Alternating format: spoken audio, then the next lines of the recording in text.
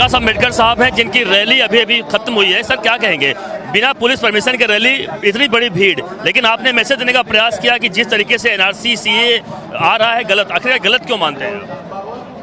ऐसा है, जहाँ पर लागू हुआ वो असम में हुआ। असम में 19 लाख रजिस्ट्रेशन से बाहर हो गए। उस 19 लाख में 13 लाख जो है वो हिंदू है, 6 लाख ही मुसलमान है। तो इनका कहना कि भैया मुसलमानों के खिलाफ हम ले आ रहे हैं, ये मुसलमानों के खिलाफ तो है ही, लेकिन हिंदुओं के खिलाफ भी है। बाधित हिंदू हो गया। अब जिस तरह से आसाम में लागू किया है, उसी तरह से लागू अगर महाराष्ट्र और देश भर में होता है तो 40% हिंदू उससे बाधित हो रहे हैं।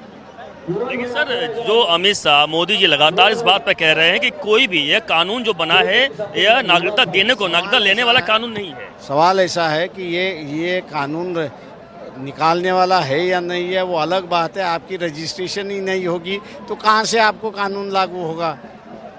ये आरएसएस पूरी झूठी ऑर्गेनाइजेशन है, फरेब पे खड़ी हुई ऑर्गेनाइजेशन है, और इसलिए इसके कार्यकर्ता भी बड़ी खूबी से झूठ बोल सकते हैं। आपने डिटेंशन वाले मामले पर भी एक बड़ा मुद्दा उठाया, डिटेंशन जो सेंटर बनने जा रहा है, लेकिन क्या लगता है? तो 3 महीने पहले ही कहा था कि डिटेंशन कैंप बन रहा है। 2 जगह तो हमने बता दी। एक कैंप कर्नाटक का जो है वो टाइम्स ऑफ इंडिया ने एक्सपोज कर दिया। एक आपने एक बड़ा नया मुद्दा उठाया सर कि हिंदू 40% देश के हिंदू भी इससे परेशान होंगे, कैसे होंगे? थोड़ा सा समझाएं, लोगों को बताएं। आखिरकार पहली बात तो ये जो बार बार वही सवाल ऐसा है कि हम लोग इतिहास उस नज़र से नहीं देखते जिस तरह से हम लोग ने देखना चाहिए। पिक्चरों में हम लोग ने कबीला देखा, पिक्चरों में हम लोग ने पिंडारी देखा। ये हकीकत है कि उस वक्त कबीला भी था और पिंडारीज भी थे, और ये कबीला और ये पिंडारी जो है वो 1857 के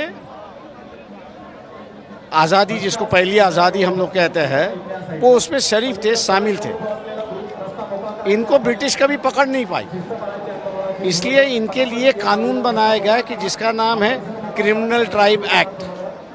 और ये कबीले के लोग, पिंडारीज के लोगों को लेके डिटेंशन कैंप में रखा गया।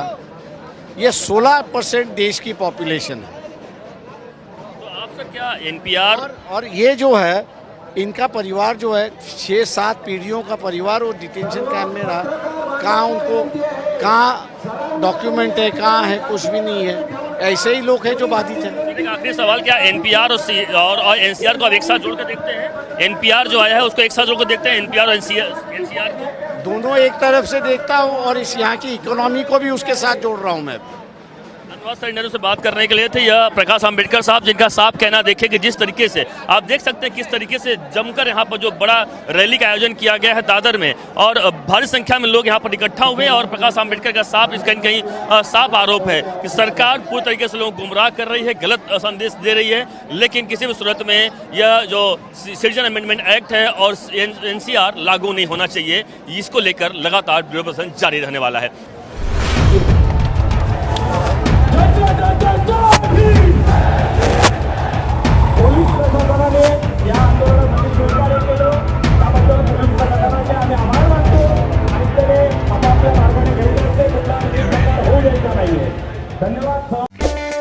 इन खबर चैनल को सब्सक्राइब करें और बेल आइकन दबाना ना भूलें।